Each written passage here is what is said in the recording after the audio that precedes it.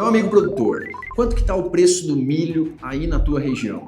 Seja ele disponível ou nos contratos para a segunda safra. E esse preço remunera a sua operação hoje ou apenas traz um empate ou até mesmo prejuízo? Eu tenho visto muita gente esperando o mercado para ver o que vai acontecer lá na frente, se os preços vão se recuperar, se o mercado vai melhorar, enquanto alguns momentos, bons momentos chegam e não são aproveitados. Aqui na Pátria temos uma equipe de especialistas que fica o tempo todo olhando o mercado para trazer indicações, recomendações e um bom timing de venda e de uso de ferramentas que o mercado nos entrega. Se você quer entender como a Pátria trabalha e como ela pode te ajudar a fazer as suas negociações de milho ao longo do ano, entre em contato conosco.